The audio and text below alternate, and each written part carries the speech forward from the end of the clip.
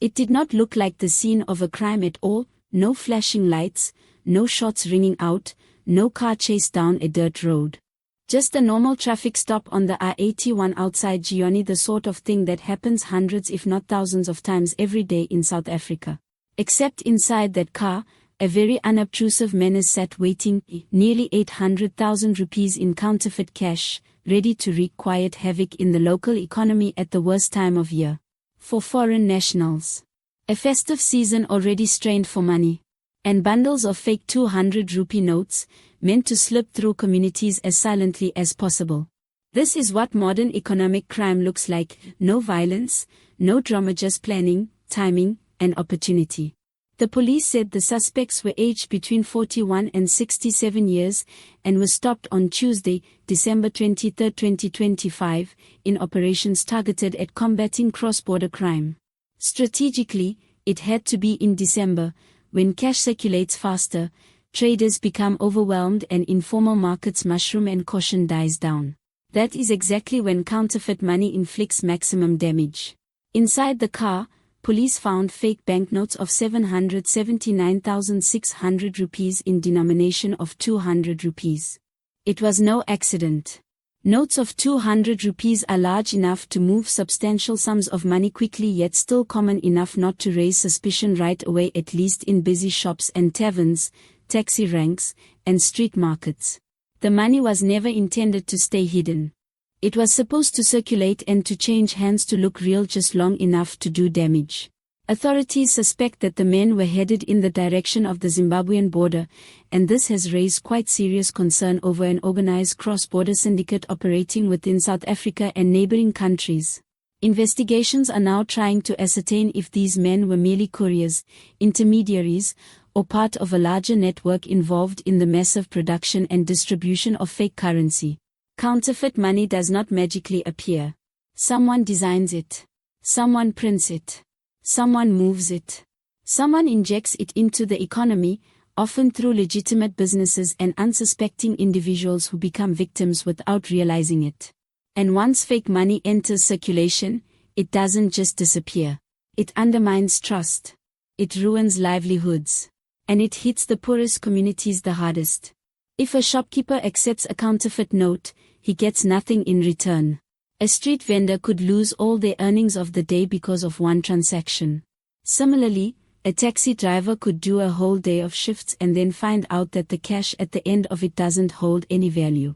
Come December, by when every rupee counting families start looking to balance books, the ramifications multiply manifold. That is why the police said the seizure prevented serious economic harm, especially since communities are exposed financially during festive spending. This was not just the disruption of a crime. It was the halting of a chain reaction that could have reached far beyond Gioni itself.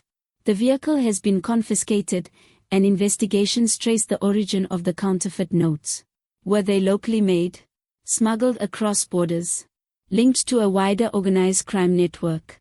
These questions are important because counterfeit currency is not a small-time operation, it is organized crime, it finances other illegal activities, it weakens financial systems, and it flourishes where law enforcement resources are stretched. Due to its proximity to a number of borders, Limpopo has long been a key route for cross-border criminal activities, from illegal mining and human trafficking to counterfeit goods and undocumented migration. What makes this case especially disturbing is the amount involved. Almost 800,000 rupees in fake cash is not amateurish. It speaks of planning, coordination, and resources. The ages of the suspects are equally instructive. These are not impulsive youths out to get quick money. These are mature men, some in their 60s, suggesting experience, established connections, and even long-term involvement with criminal networks. The suspects face charges of possessing counterfeit currency, but police have not ruled out other charges yet to be brought as investigations continue. Authorities are also examining whether the men acted alone or as part of a structured syndicate with regional or international links. That is a distinction that makes a difference. If it's the work of a syndicate, then what was intercepted on the R81 could have been only one delivery. And if so, how many others have already passed through undetected? That is a question with which everyone should be concerned.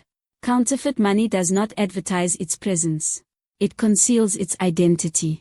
It circulates unobtrusively until someone tries to deposit it, bank it, or pass it on, and by then, the damage has already been done.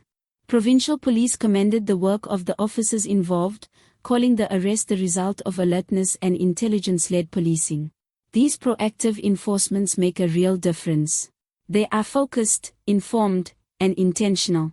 But the arrest also exposes a far greater vulnerability, just how easily counterfeit currency can move during peak economic periods. December creates ideal conditions: crowded shops, long queues, cash-heavy transactions, and exhausted workers. One fake note becomes 10. 10 become 100. And whole local economies absorb losses they cannot afford. Authorities have called upon business people and individuals to scrutinize banknotes, with particular emphasis on peak seasons when trading transactions increase.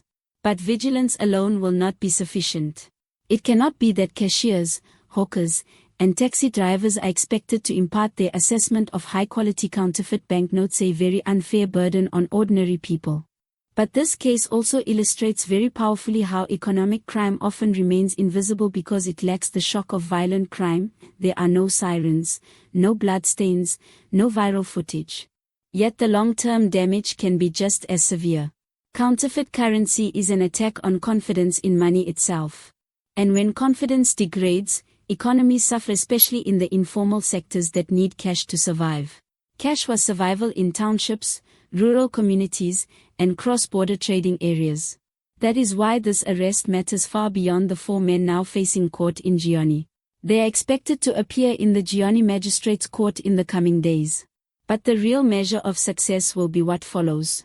Whether this case leads to deeper investigations, additional arrests, and the dismantling of the network behind those fake 200 rupee notes. Because catching phony cash at a checkpoint means little if the printing presses continue to run.